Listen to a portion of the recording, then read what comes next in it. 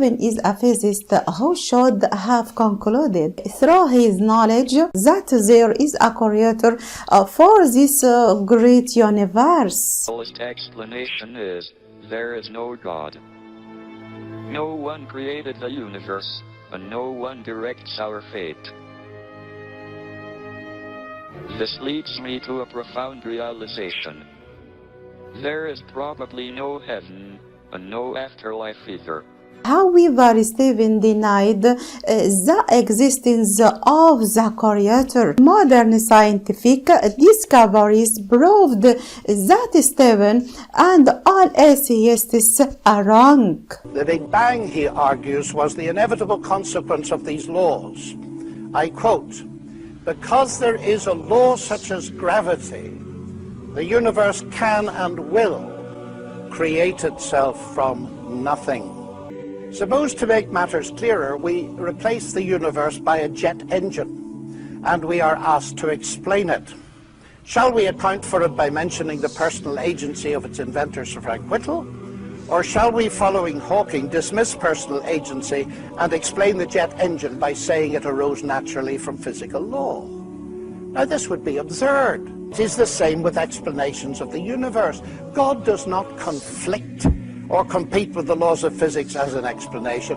God is actually the ground of all explanation, in the sense that he is the ultimate cause in the first place of there being a world for the laws of physics to describe. For example, atheists allege that universe is eternal and will remain forever. However, scientific discoveries proved otherwise. Researchers wanted to believe in a universe that always was and always will be, eternal. But galaxies flying away from each other meant that once, long ago, they were clumped together. It meant something started them moving. The universe had a beginning. Today, it's called the Big Bang Theory. The discovery of the cosmic background radiation was a fatal blow to those who wanted to believe in an eternal universe.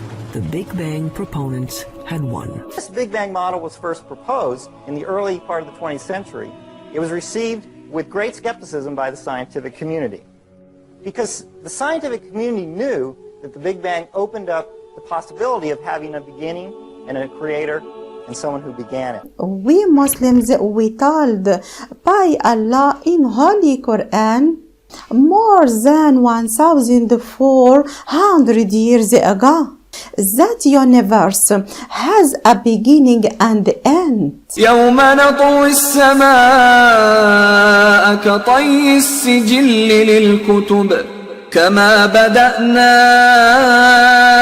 أول خلق نعيده وعدا علينا إنا كنا فاعلين. And remember the day when we, Allah, shall roll up the heavens like a scroll rolled up for books. As we, Allah, began the first creation, we, Allah, shall repeat it. It is a promise binding upon us, Allah. Truly, we, Allah, shall do it. Now many atheists in Europe convert to Islam. What about Islam?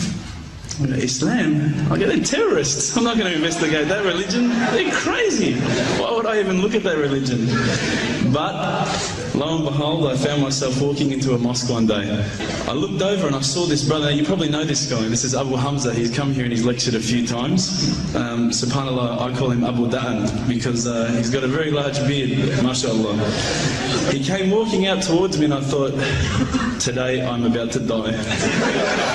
He came walking across as though he just walked out of the Sahara Desert. Big abaya, big beard. But subhanAllah, the first words he said were, "G'day mate, how you going?" If only he had the can of VB, it would have been perfect. My parents raised me as an atheist. They were raised as Christians. They were dragged along to church every Sunday and they hated every minute of it. So as soon as we were born, they drummed it into our heads that when you die, you're worm food. That's it. There's no afterlife. There's no God. It's all rubbish. So I was raised as an atheist. I pulled back the Quran. I turned back to where I was reading. SubhanAllah, the very next verse on the next page.